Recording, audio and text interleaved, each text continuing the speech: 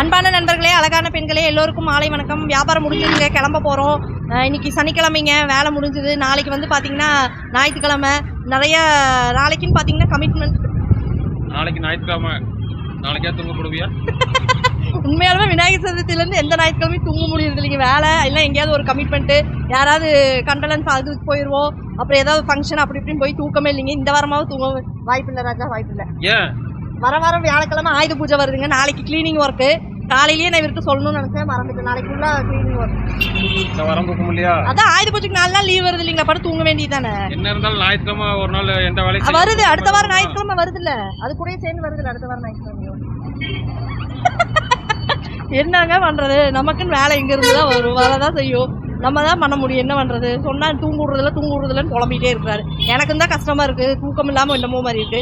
சரிங்க. அப்புறம் நிறைய பேர் வந்து இன்ஸ்டாகிராமும் சரிங்க, யூடியூப்லயும் கமெண்ட் பண்ணியிருந்தாங்க. தனிப்பட்ட முறையில் எப்படின்னா, உங்கள் கடைக்குன்னு ஒரு பேர் வைங்கக்கா, கடைக்கு பேர் இருக்கா, பேர் இருந்தால் கொஞ்சம் ரீச் ஆகும்ல, அதை வந்து வைங்க அப்படின்னு. ஆனால் எங்கள் கடைக்கு பேர் இருக்குங்க. என்னென்னா, நாள் பார்த்து, நட்சத்திரம் பார்த்து, நேரம் பார்த்து பார்த்து வச்சுருக்கோங்க. 13 வருஷத்துக்கு முன்னாடியே. என்னென்னு பார்த்தீங்கன்னா, எங்கள் கடை பேர் பார்த்தீங்கன்னா 12 மணி கடை. எதுக்காக அந்த பேர் வச்சோன்னா, 12 மணிக்கெலாம் டான் வந்து நின்றுவோங்க. ப்ளஸ் 12 வகை சோறு கொண்டு வருவோங்க.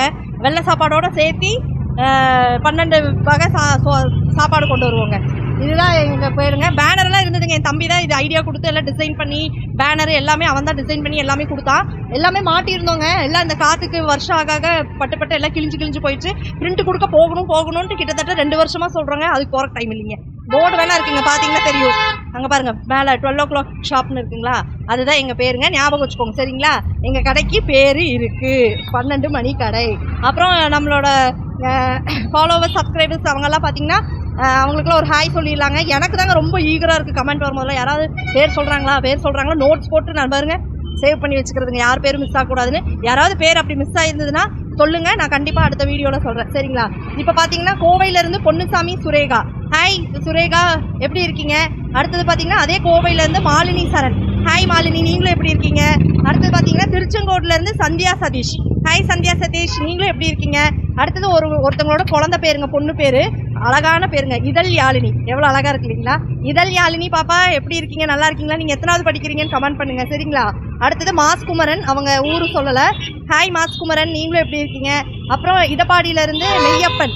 ஹாய் மெய்யப்பன், எப்படி இருக்கீங்க? அடுத்தது மறுபடியும் நம்ம கோயம்புத்தூர்லேருந்து லதா.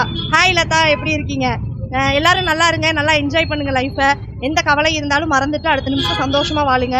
கண்டினியூவாக எங்களுக்கு சப்போர்ட் பண்ணுங்கள், ஃபாலோ பண்ணுங்கள், சப்ஸ்கிரைப் பண்ணுங்கள், லைக் பண்ணுங்கள், கமெண்ட் பண்ணுங்கள், ஷேர் பண்ணுங்கள். கண்டிப்பாக எங்கள் கடைக்கு சாப்பிட வாங்க சரிங்களா. ஓகேங்களா? Thank you, bye by.